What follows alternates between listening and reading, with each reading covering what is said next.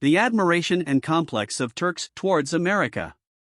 For some reason, there has always been a blind admiration for America in Turkey. Turks have always preferred American goods. In recent years, however, the Turkish people have started to wake up and see the truth. There is now a shortage of goods made in America, and most are produced in China. America has always been Turkey's #1 enemy. They have not allowed Turkey to search for oil and gas for so many years. The fault lies with those corrupt politicians, presidents, and prime ministers who have sold out. Fortunately for Turkey, Erdogan came in recent years and disrupted the games at the table. Despite some awakening, the influence of American propaganda and people's complexes still persist in TV series and Turkish films. While everyone talks behind America's back, they also eagerly desire to go to America. For example, many celebrities own homes in Miami, as if Miami were paradise and Istanbul were hell.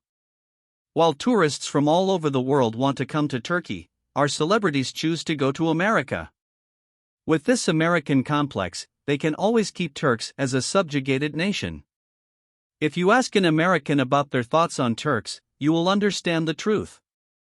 Americans and Europeans often view Turks as backward, conservative, racist, and a third-class nation. They may smile in your face, but they always treat Turks as if they were slaves. In recent years, many Turks have moved to Canada. However, most of them realize after arriving in Toronto that finding a job is very difficult, and even if they find one, they will never rise to the top. Many newcomers live in poor conditions, and if they come with money, they end up living a tasteless and friendless life. Those not of English descent are always seen as third class. No one can be a genuine friend. However, if you have money, they approach you for their own interests. Of course, no one will say these things to your face. Most Turks who come here end up meeting among themselves and never integrating with those of English descent. The smart ones and those who realize the truth go back to Turkey. Those without money accept slavery and stay. Some newcomers marry other races considered as slaves, and their children are never considered Turkish or genuine American/Canadian. Those with money usually go to Turkey for vacation once or twice a year. Of course, when they come to Turkey, they never tell the truth and claim to live a magnificent life when asked. It's all a big lie. In my life, due to my father's and my business, I have lived on 4 continents, always had a comfortable life, and could afford to live in the most beautiful places. However, I have never had a genuine friend.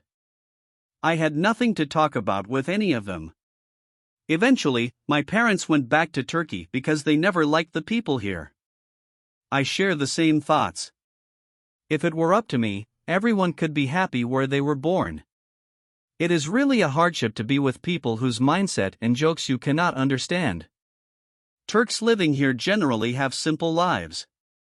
In recent years, many Turkish grocery stores and restaurants have opened. People usually go there to satisfy themselves by buying 2 simits and Khazar cheese. Here is my advice to those who still want to come to North America: the decision is yours.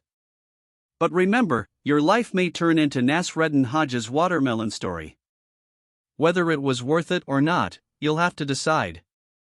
P.S. I remember when I was a child in Karakoy, waiting for a taxi, a vendor came shouting, "American chewing gum, American."